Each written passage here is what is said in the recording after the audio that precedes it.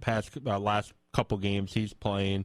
Kind of goes along with my next comment on it. To me, one of the big keys of the game was the old faces stepping up. Craig made some big throws to keep drives alive. JR, we talked about the game he had, and then Sam D'Elia made some big catches late in the game to keep the chains moving. It's got to be great when your veteran guys just step up like those three did tonight.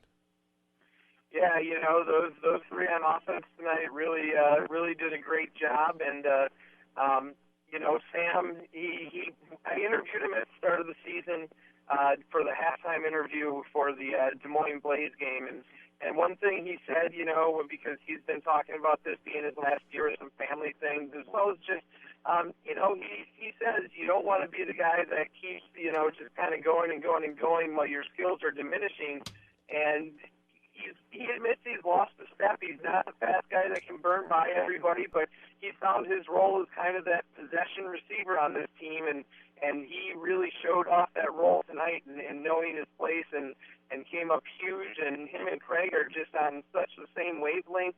I believe Sam's helping Craig out at Union Grove coaching-wise now, too.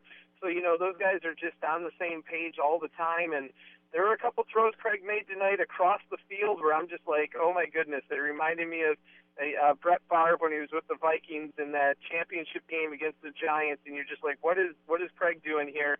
And there was Sam that comes up with the reception and picks up a first down twice on those, I believe. And, you just kind of held your breath when Craig unleashed those.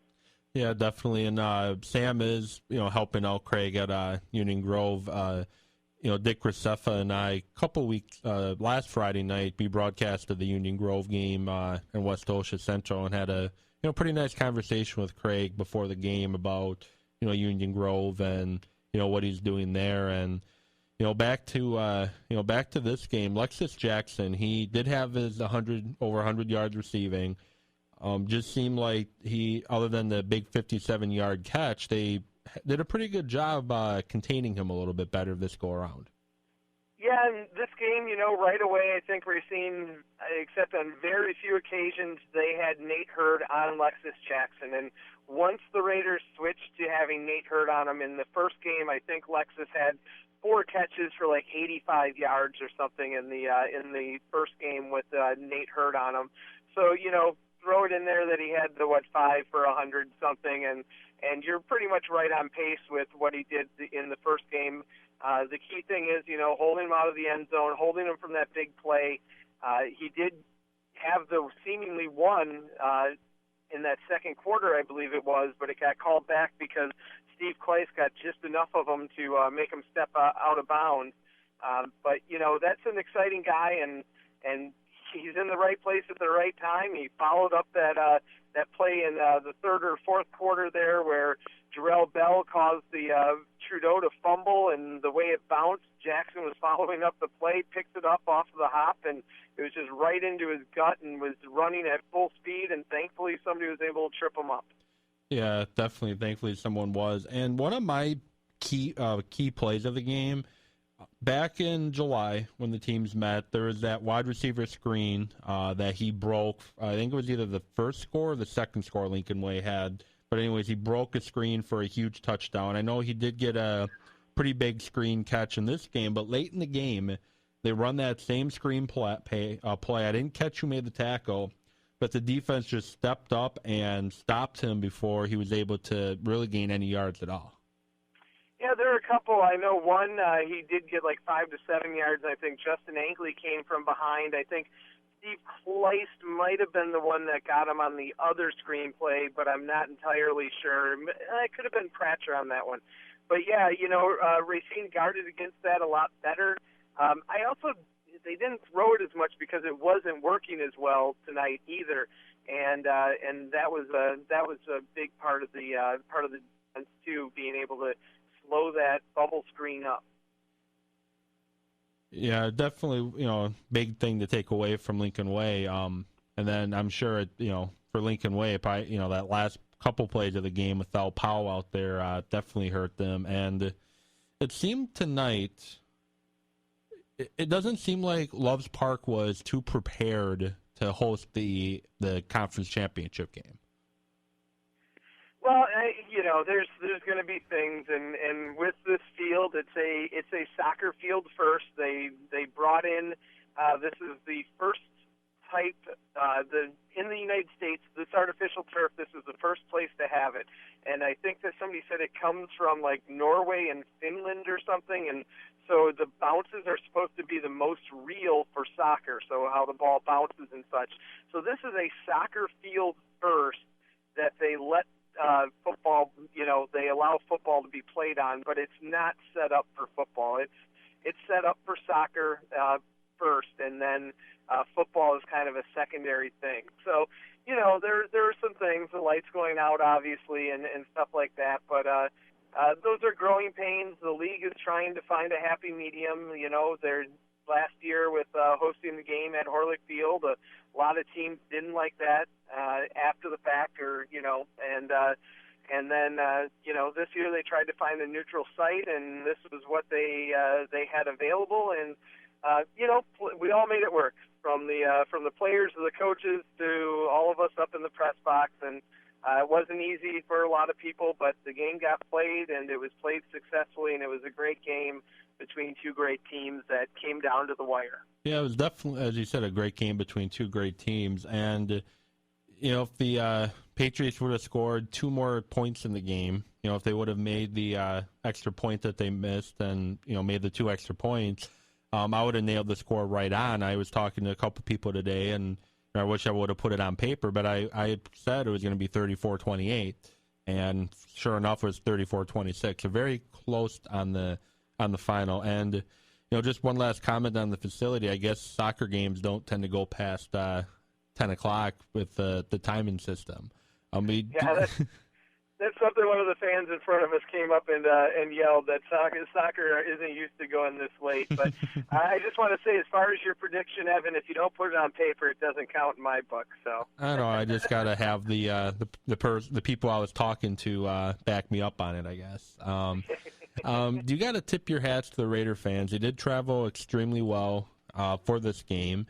And the last question I have for you, Tom had mentioned, talking about some conference, some tournaments, not conference tournaments. We just finished that. Talking about some tournaments that they could get entered into. Where do the Raiders go from here, and when do we find out?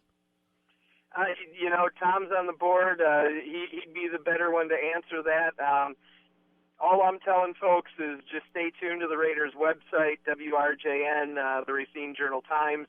Information will come out when it comes out. The Raiders got a bid to a national tournament by winning this game, so they get an auto bid, and there will be national tournament play, especially considering that the team won this one, and the details will be forthcoming. As soon as I get them, they will be put up on the website and all the social media sites for the Raiders, so people should stay tuned to all of that, along with your radio friend WRJN here. Yep, and before I do let you go, I forgot to ask Tom, with the NFL season kicking off, the first Sunday of the season tomorrow, and the season kicked off on Thursday. Meant to ask Tom, but forgot. You want to share your Super Bowl predictions at all with us? I don't look that far ahead. I just I'm a Packer fan through and through, and I just try and enjoy the Packers season, and don't worry about the rest of it all too much, to be honest with you, Evan. So no Super Bowl prediction for me, other than I hope to see the green and gold in it. Yeah, I hope to see the same. But I do want to say thanks for giving us a call and contributing to the fifth quarter pretty much all season long. I do want to say thank you for that.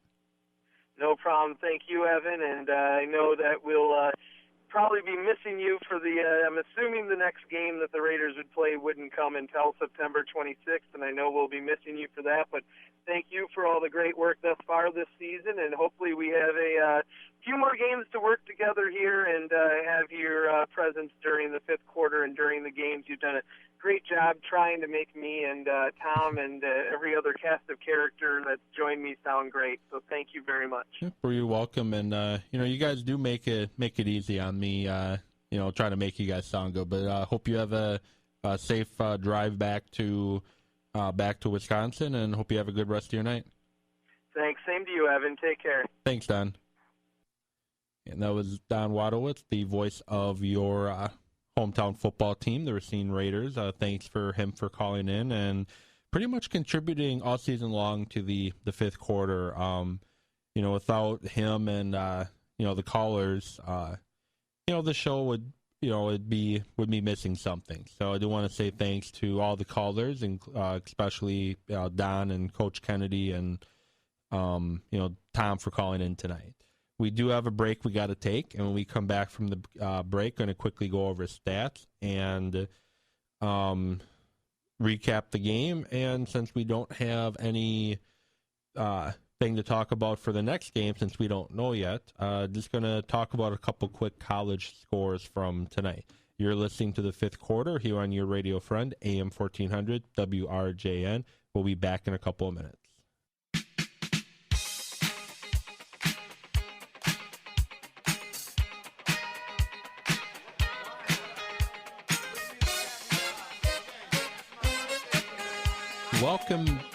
Welcome back to the fifth quarter here on your radio friend, AM 1400 WRJN. I am Evan Witalison here talking about the Raiders' 34-26 victory over the Lincoln Way Patriots. Get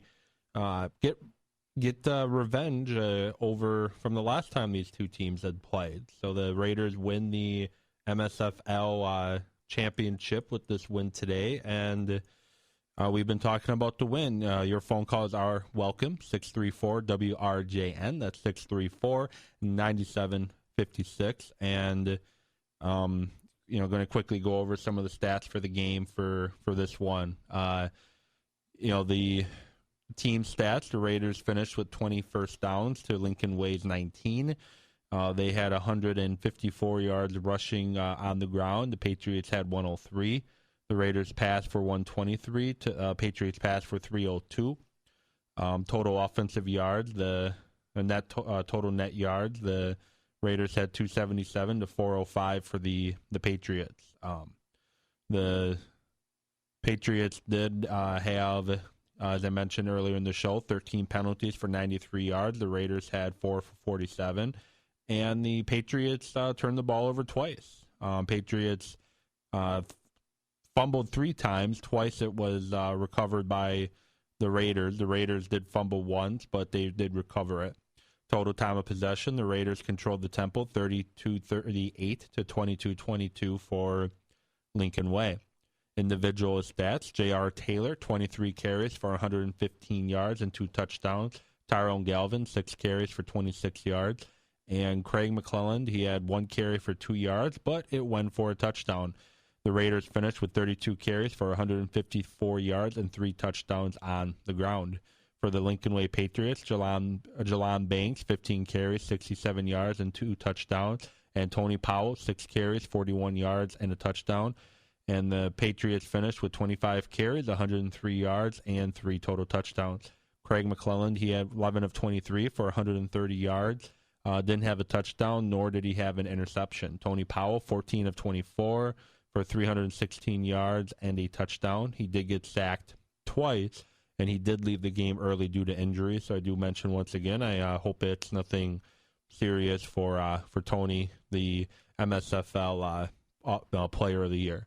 Sam D'Elia had 6 catches for 56 yards. Miles Spreaker, 2 catches for 31.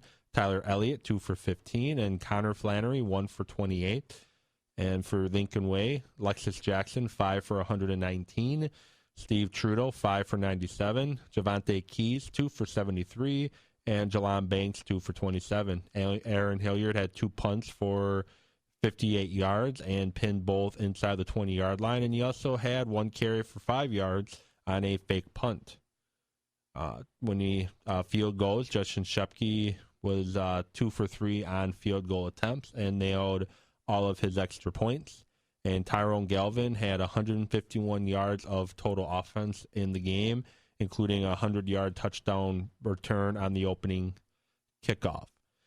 So the Raiders, as we mentioned, 34-26 victory over the Lincoln Way Patriots tonight, game played in Loves Park, Illinois. And my player of the game has to go to